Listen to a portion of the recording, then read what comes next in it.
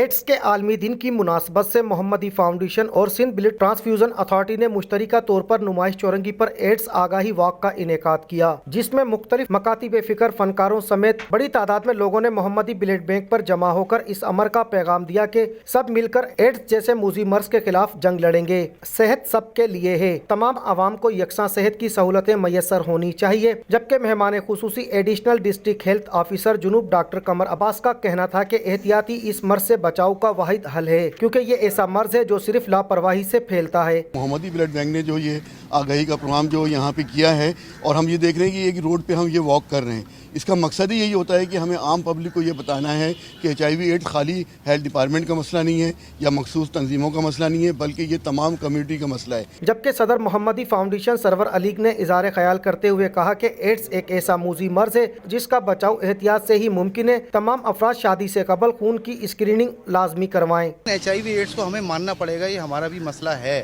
ہمارے پڑوس ممالک میں لاکھوں نہیں کروڑوں کی تعداد میں HIV کے پیشنٹ موجود ہیں۔ محمدی فاؤنڈیشن کا مقصد ایسے ہی جان لیوا بیماریوں کا خاتمہ کرنا ہے۔ محمدی بلڈ بینک اس امر کے لیے کوشش کرتا رہے گا۔ آج کی واک کا مقصد بھی انسانیت کی خدمت ہے، جبکہ اس موقع پر ڈائریکٹر میڈیکل بورڈ محمدی فاؤنڈیشن اور ہیماٹولوجسٹ ڈاکٹر محمد عثمان کے مطابق یہ مرض بیرون ملک سے پاکستان میں پھیلا ہے اور پاکستان میں ایک خطرناک حد تک اس بیماری کے کیسز بھی رپورٹ کیے جا چکے ہیں۔ حکومت اس مرض سے بچاؤ کے لیے اقدامات کر رہی ہے، تاہم عوام کو بھی چاہیے کہ وہ اس مرض سے بچنے کے لیے احتیاطی تدابیر استعمال کریں۔ نمائش چورنگی پر منعقدہ اس آگاہی واک میں بڑی تعداد میں شرکا شریک ہوئے، جن کا کہنا تھا کہ ایڈس کی طرح تھیلیسیمیا بھی ایک خطرناک مرض ہے جو پاکستان میں تیزی سے پھیل رہا ہے۔ اس مرض سے بچاؤ کے لیے بھی عوام میں شعور اجاگر کرنے کی ضرورت ہے۔ کیمرامین ریاض خواجہ کے ساتھ مہتاب حسین، M7 سٹی نیوز، کراچی۔